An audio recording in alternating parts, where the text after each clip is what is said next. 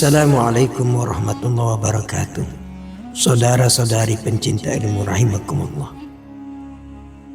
Seluruh umat Islam menanti kemunculan Imam Mahdi sebagai wira akhir zaman yang akan mengubah dan memakmurkan dunia ini. Beliau akan menyebarkan syariat Islam ke seluruh dunia. Sebelum kemunculannya, 70 orang pendusta akan muncul, yang mana mereka mengaku sebagai Imam Mahdi, sedangkan watak dan ciri-ciri mereka sangat berbeza dengan yang dijanjikan oleh Allah Subhanahu wa Ta'ala, yang mana mereka hanya mahukan kuasa, mereka hanya mahukan kemewahan, sedangkan Imam Mahdi seorang yang wara dan zuhud. Maka para pendusta ini menganggap mereka layak, dan mereka muncul di merata-rata tempat. Malah ada yang muncul di sisi Ka'bah mengakui dirinya Imam Mahdi. Maka inilah fitnah dan kemungkaran yang bakal berlaku dalam arena kemunculan Imam Mahdi. Saudara-saudari pencinta ilmu rahimakumullah, ada beberapa riwayat dalil yang menjelaskan proses pembayahan, yang menceritakan tentang pertemuan di antara kaum muslimin dan Imam Mahdi, yang sehingga memaksa beliau untuk menerima bai'ah mereka. Maka kali ini kita akan bawakan riwayat yang disampaikan oleh Nu'aim bin Muhammad dalam Kitabul Fitan melalui sanadnya daripada Abdullah bin Mas'ud, katanya, apabila pedagang sudah terputus dan berlaku banyak fitnah, yakni kerosakan, 7 ulama akan muncul daripada penjuru dunia tanpa sebarang perjanjian di antara mereka, dan mereka semuanya bertemu di Mekah, yang mana mereka masing-masing dibai'ah oleh 300 ini dan beberapa belas orang laki-laki. Ketika mereka semua bertemu,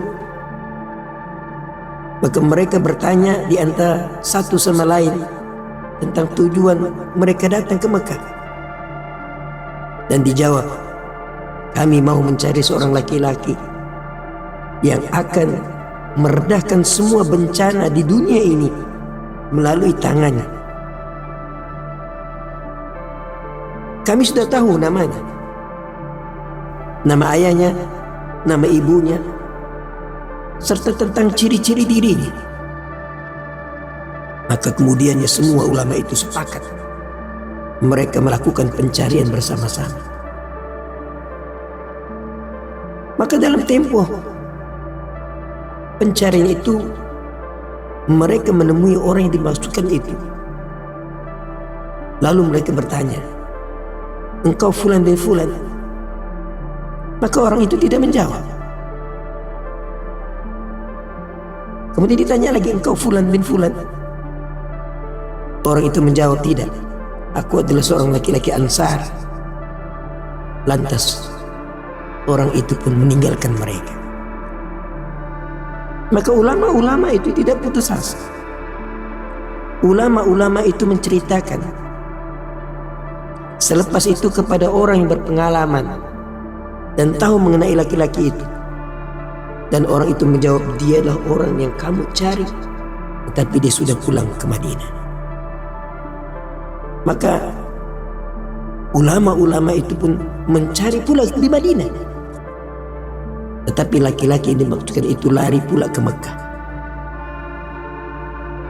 Kemudian mereka mencarinya, mencari dan terus mencari, dan menemuinya di Mekah.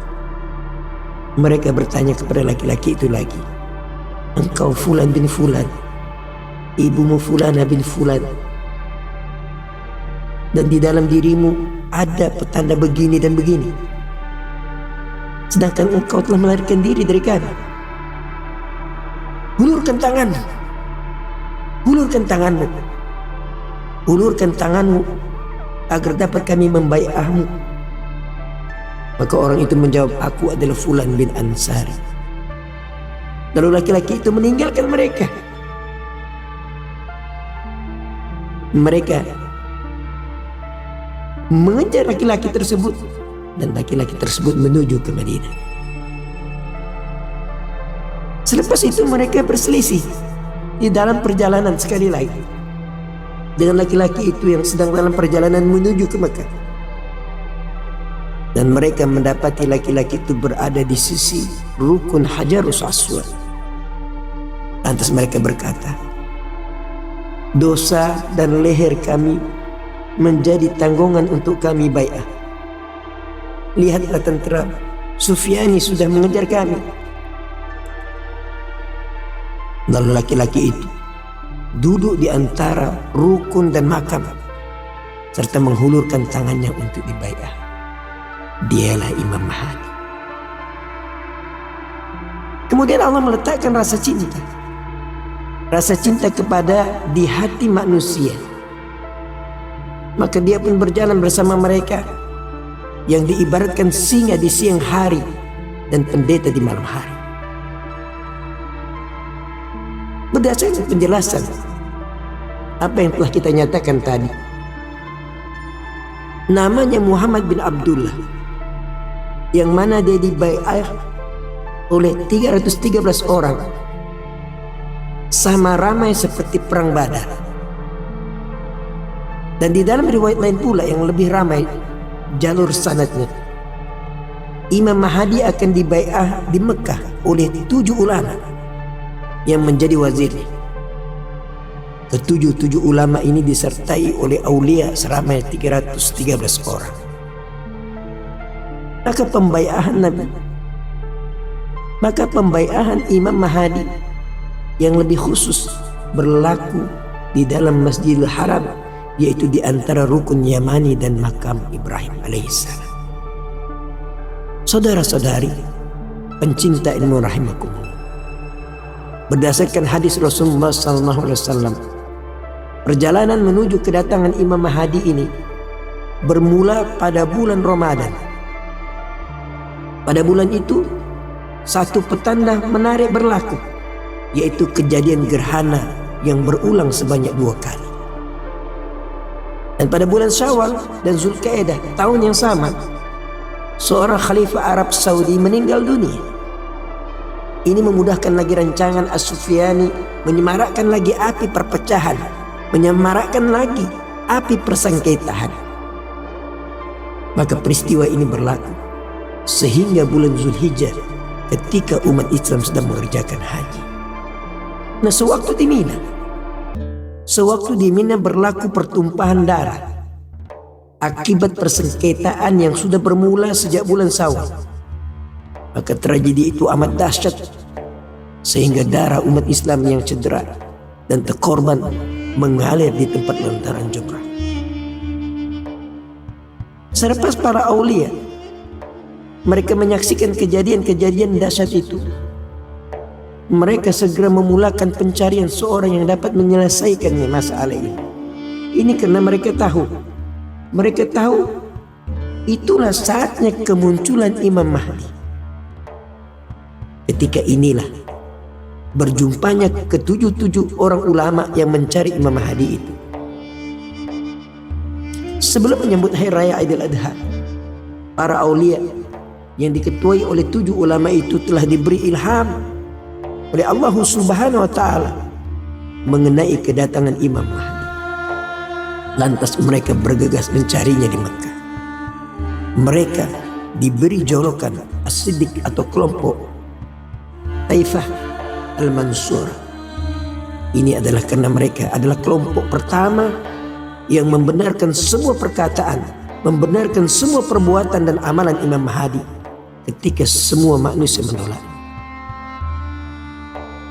Kemudian dengan pandangan Ainul Basirah, yaitu dengan mata hati, mereka pun terpandang seorang yang berada berhampir Ka'bah, yang mempunyai perwatakan dan ciri-ciri Imam Mahdi, seperti yang digambarkan oleh Rasulullah SAW. Mereka yakin dengan ilham yang diberikan oleh Allah bahwa laki-laki itu adalah Imam Mahdi, dan mereka pergi menemuinya. Ketika itu Imam Mahdi sedang mendakapkan mukanya di Ka'bah karena sedang menangisi peristiwa pertumpahan darah tersebut. Maka di sini proses berlakulah kejar mengejar. Karena apa? Karena Imam Mahdi tidak mau dilantik untuk menjadi Mahdi. Berlaku proses kejar mengejar karena tiada mengakunya Imam Mahdi itu sebagai dia itu Imam Mahdi. Berulang alik di antara Mekah dan Madinah. Tapi dengan kehendak Allah Subhanahu wa Ta'ala, ketika Imam Mahdi berpikir dan meminta peluang untuk menenangkan hatinya, menenangkan jiwanya semalaman, dan Allah Subhanahu wa Ta'ala telah menaikkan semangatnya dan telah merubah keadaannya. Dan ketika itu keluarlah yang dikatakan terzahirlah Imam Mahdi. Ketika seluruh dunia mendapat berita mengenai pembayaan Imam Mahdi, semua raja terus mengakui kebenarannya dan memberi bai'ah mereka kepadanya. Semua raja dan para sultan akan menjadi wazir-wazirnya, manakala Imam Mahdi akan menjadi khalifah Islam yang sah untuk mentadbir dunia.